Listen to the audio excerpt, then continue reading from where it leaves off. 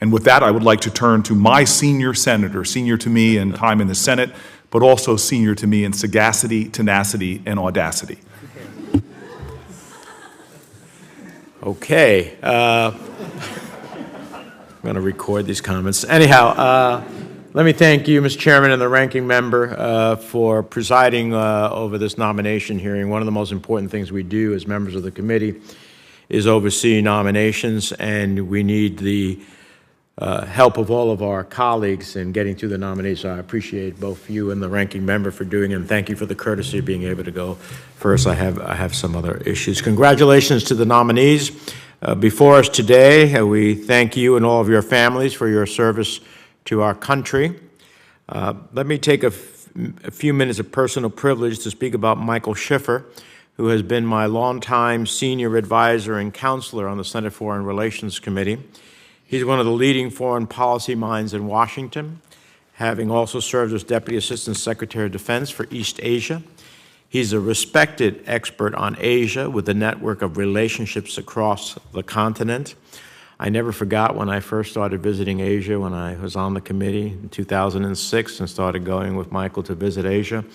And it would be very interesting to me when heads of state, including when I was chairman of the committee previously, would say, "Hello, Mr. Schiffer," before they'd say hello to me. So it just goes to the depth of relationships he has.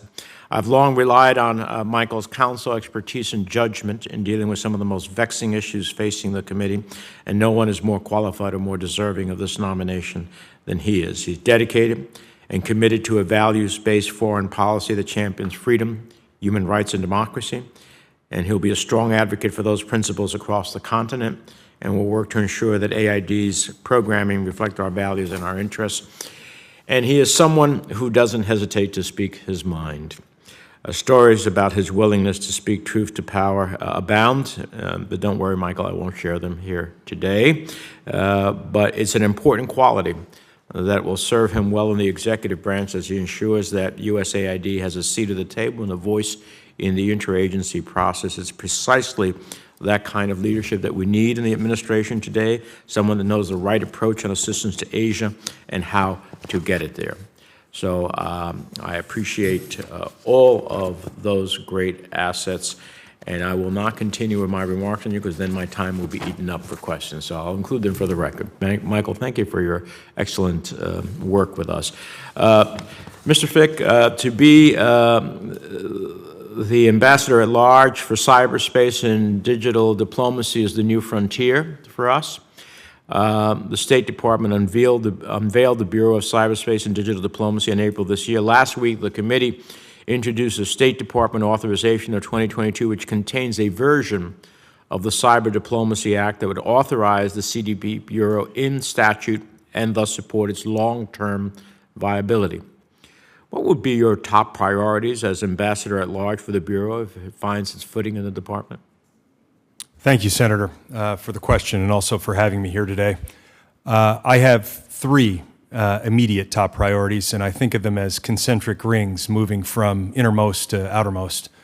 Because the Bureau is new, the first and innermost priority is building the team and establishing a culture both in the Bureau and in the department where a fluency and expertise in digital technologies is seen as important to the careers and futures of career Foreign Service officers and members of the civil service.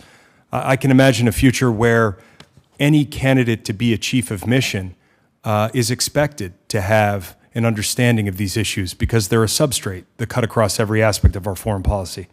The second priority, the second ring moving outward, is to assert the State Department's rightful place in the interagency process on topics of cybersecurity and digital policy.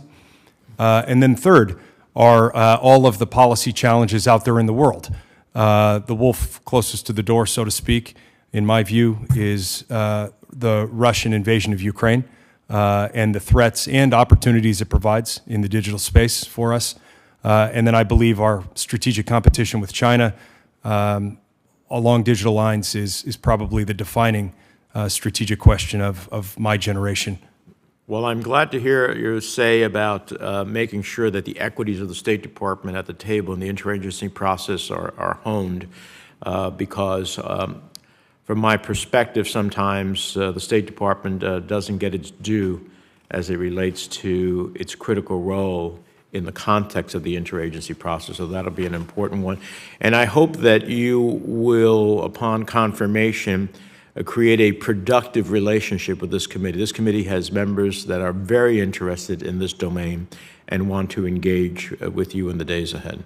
I commit to that, sir. And if I may, Mr. Chairman, one other question. Ms. Korhonen, did I pronounce it correctly? Okay. The Trans-Sahel Counter-Terrorism Partnership Program Act of 2021, which is law, which I sponsored, not only calls for a strategy for the Sahel, it calls for a specific strategy for Mali as part of the overall approach. We had a hearing where representatives from state, DOD, and USAID shared the administration's approach. And as I mentioned at that time, we look to have input into the strategy as a result of that hearing. Could you briefly outline for me the draft 5-year strategy for Mali? How does that strategy differ from the approach of previous administrations with respect to balancing the so-called 3Ds in Mali? Thank you. I have not seen a 5-year strategy for Mali. I, however, do know that the department and our interagency partners are working together on multiple issues in Mali. And I would say that if confirmed, my priorities will be that we help and support the transition government to come to democratic governance, to elections that they promised with ECOWAS in March 2024. Really happy to see that deadline. I also know that just this past Sunday, the Algerian President Tebboune called for the Malian transition government to hold elections.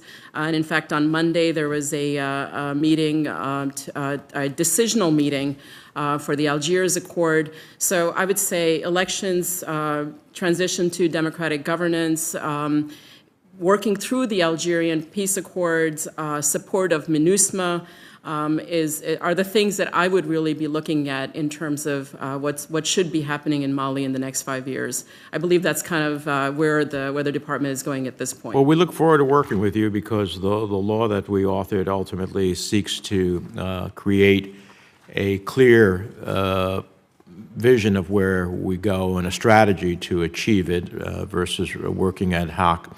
Mr. Chairman, thank you for the courtesy. I have questions for all of the nominees. I'm going to submit them for the record in deference to my colleagues. I'd ask you to give me substantive answers. If you do, then you'll advance to a business meeting. If you don't, we're going to have to wait for the substantive answers. So I do hope you'll give me substantive answers to the questions that we'll propound to you. And again, congratulations to all of you. Thank you, Mr. Chairman. Thank you.